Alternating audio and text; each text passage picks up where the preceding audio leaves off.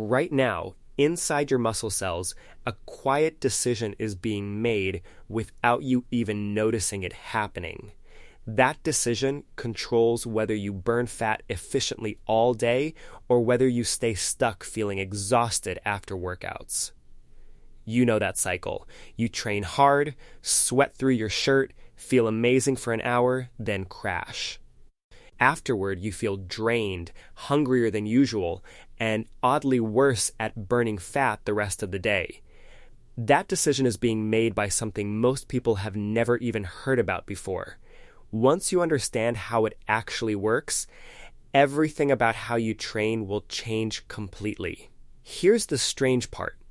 Two people can do identical workouts and still get totally different results. It's not about effort. It's about whether your body treats that effort as worth adapting to.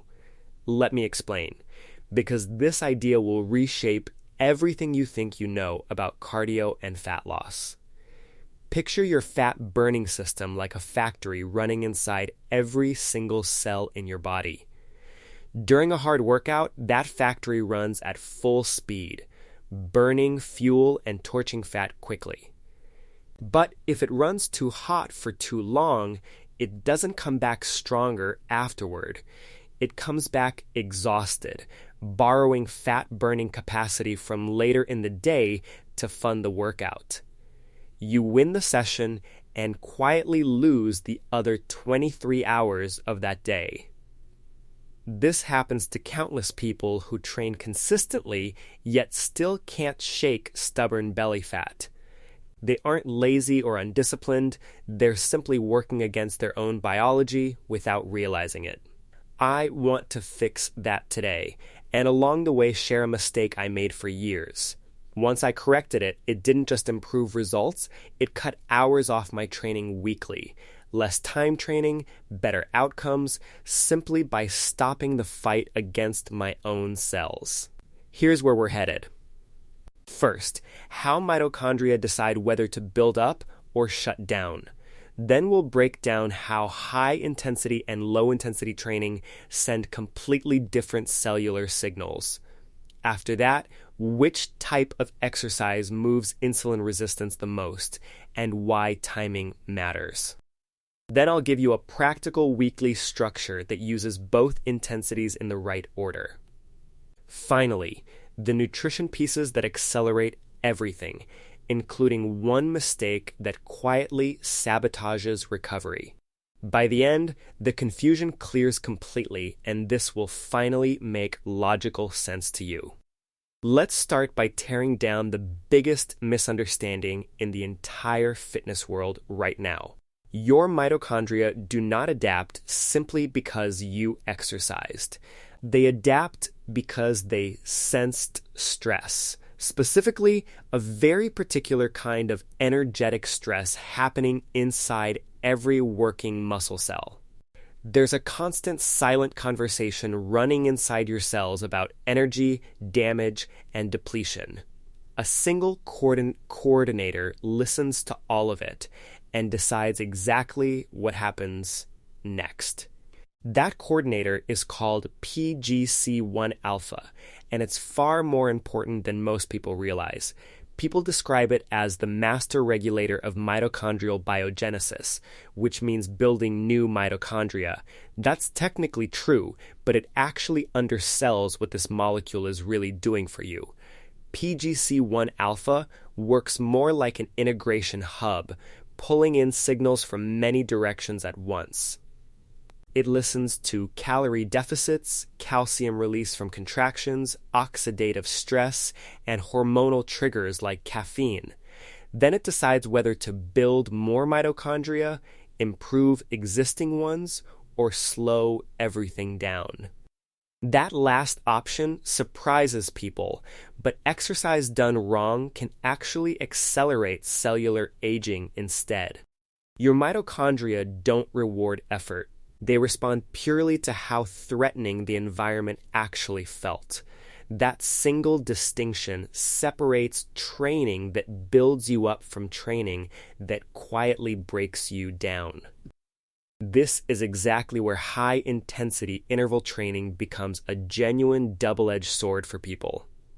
A large review in Sports Medicine and Health Science examined how HIIT triggers mitochondrial growth pathways. The findings were consistent. HIIT causes a rapid, massive spike in PGC1 alpha signaling. These changes appear within minutes to hours after just one single training session. That spike comes from 3 different sources hitting your cells all at the exact same time.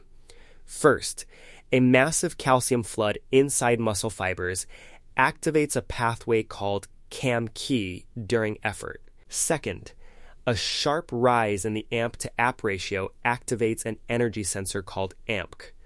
Third, a controlled rise in reactive oxygen species signals your cells to adapt and strengthen. Together, these create a powerful wave of signaling packed into a very short workout window. That's why HIIT feels so efficient, delivering enormous biological signal in very little clock time. But here's the part almost nobody explains, and it genuinely changes everything about your results. A signal is not a guarantee of adaptation, no matter how loud that signal actually is. Whether PGC1 alpha's command turns into real change depends entirely on your recovery capacity afterward. Without recovery, you're simply accumulating stress with absolutely no return on that biological investment. Remember that thought, because it explains why so many people plateau or burn out on HIIT. Now consider the opposite end: walking, easy cycling, slow jogging, the movement people often dismiss. Low steady intensity doesn't create dramatic spikes, but instead creates persistent, low-grade metabolic demand instead. A study in the International Journal of Molecular Sciences followed untrained people for 20 weeks. Performance improved roughly 14%, a meaningful jump from consistent moderate intensity training alone. But mitochondrial volume barely changed at all during that entire 20-week training period. So, what actually improved? Function improved. Enzyme activity rose, and oxidative stress per effort dropped. In other words, mitochondria didn't multiply or grow bigger, they simply got smarter at their job. That's the real lesson. Low-intensity movement teaches mitochondria to operate calmly under sustained load. That matters more than people realize, because metabolic health isn't measured by your single best day. It's measured by how stable your system feels while you're sitting still doing absolutely nothing. Calm, steady training builds that calm, steady baseline your entire metabolism eventually depends on daily. Now you have 2 completely different tools doing 2 genuinely different biological jobs for you. A review in the Journal of Physiology showed HIIT rapidly raises key mitochondrial enzyme markers.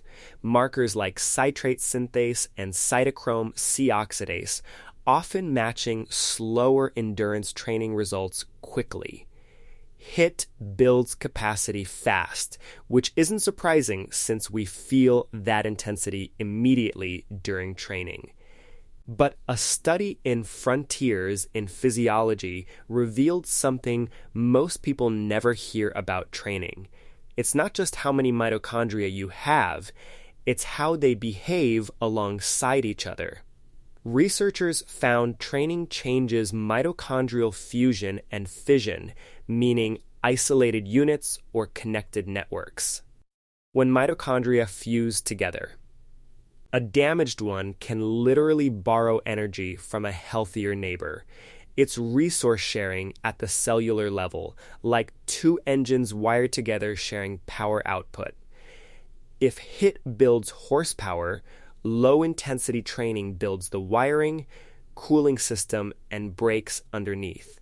Anyone who's worked on cars knows what happens adding horsepower before upgrading cooling and brakes. You don't go faster, you overheat and crash without that supporting structure built first.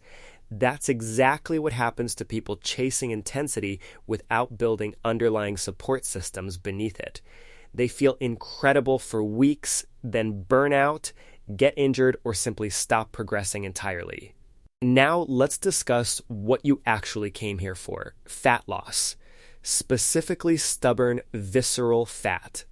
Visceral fat sits deep around your organs and refuses to budge no matter how you train. The process burning fat inside mitochondria is called beta oxidation, and assumptions here are often wrong. You'd assume low intensity dominates here since slower training should logically build better fat burning. But a meta-analysis in the Journal of Exercise Science and Fitness found something surprising instead. Researchers compared HIIT against moderate continuous training in overweight and obese adult participants directly. Both significantly improved maximum fat oxidation, with no meaningful difference between the two approaches. So why does everyone online argue endlessly about which approach is actually better for fat loss? Because they reach the same destination through completely different biological roads entirely on their own. Low-intensity training improves fat burning through direct repetition, simply practicing the skill repeatedly over time.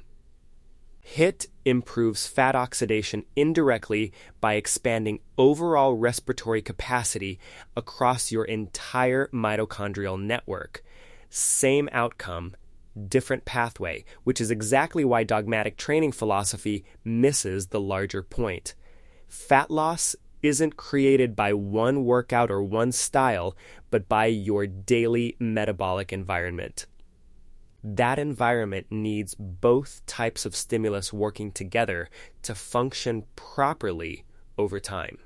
Let's add one more piece before practical application. VO2 max, your body's ceiling for oxygen use. A large meta-analysis in sports medicine found both HIIT and endurance training improve VO2 max meaningfully. HIIT showed a slight edge, especially among people newer to structured training programs overall. But a gentle stroll won't move VO2 max much unless you push your upper threshold occasionally. The mechanism makes sense. HIIT forces your heart toward maximal output, increasing stroke volume directly. Steady state training improves peripheral oxygen extraction instead, the tissue's actual ability to use oxygen. Mitochondrial efficiency and oxidative enzyme activity climb steadily alongside that peripheral extraction improvement too. The pattern repeats constantly. HIIT raises your ceiling.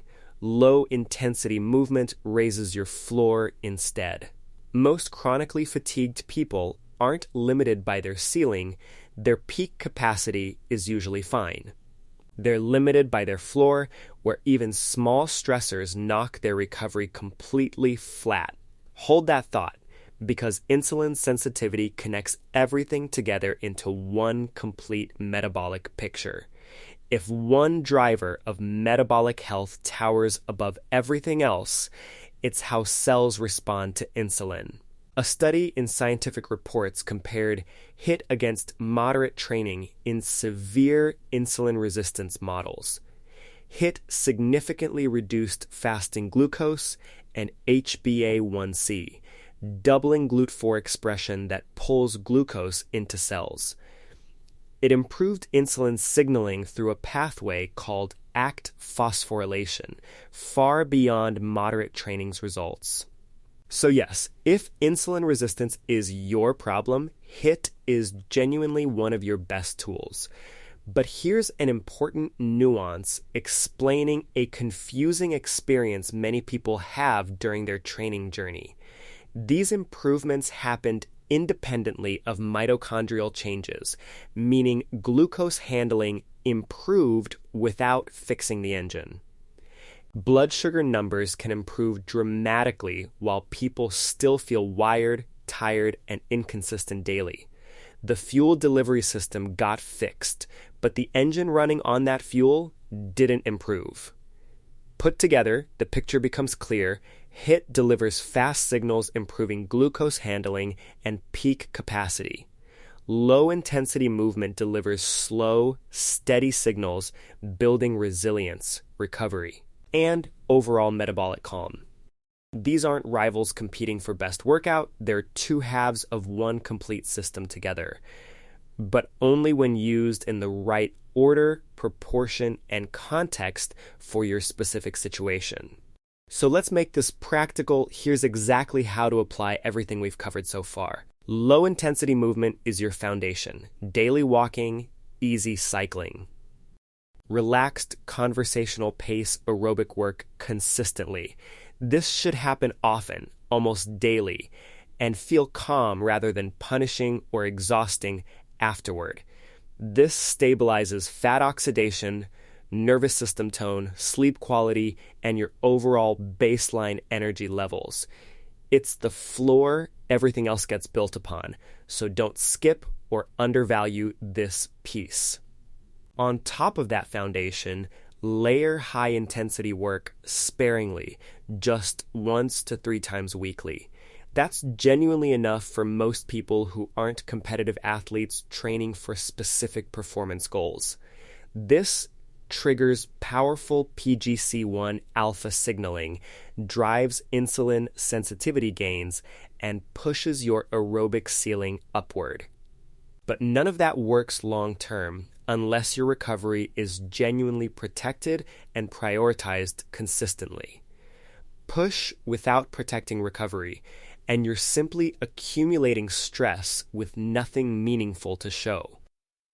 Timing matters more than most people think when structuring their weekly training schedule properly. High-intensity work earlier in the day supports glucose handling and aligns with circadian rhythm naturally.